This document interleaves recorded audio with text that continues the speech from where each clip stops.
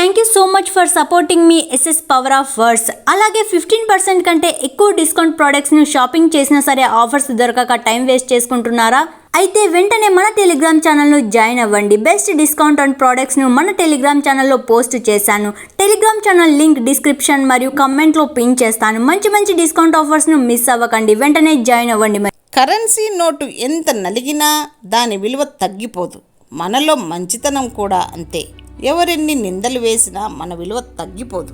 ఇంటి వ్యవహారాలు చక్కగా నిర్వహించగలిగే ప్రతి గృహిణి గొప్ప విద్యావంతురాలు కింద లెక్క. వరదలొచ్చినప్పుడు చేపలు చీమలను తింటాయి. నీరంతా ఎండిపోయినప్పుడు చీమలు చేపలను తింటాయి. జీవితం ప్రతి ఒక్కరికి అవకాశం ఇస్తుంది. అప్పటి వరకు వేచి చూడక తప్పదు.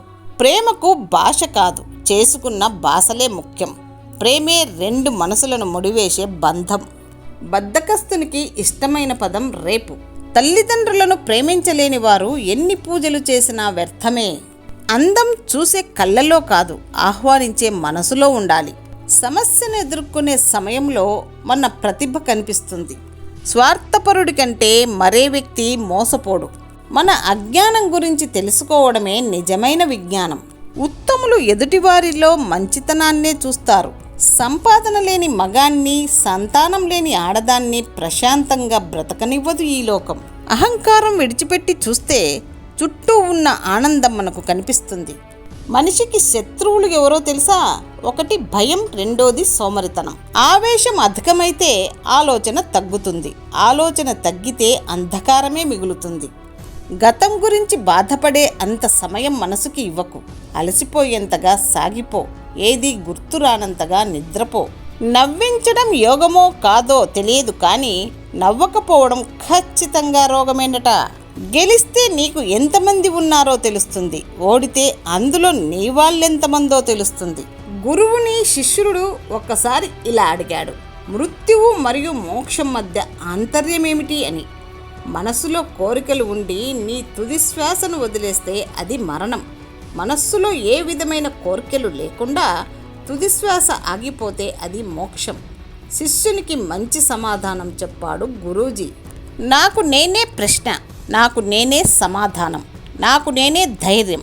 ఎన్నోసార్లు బాధ, కొన్నిసార్లు సంతోషం. ఇదే నా జీవితం. చెయ్యి చాచినంత మాత్రాన చేయూతనిచ్చేవాళ్ళు దొరుకుతారు అనుకోకు.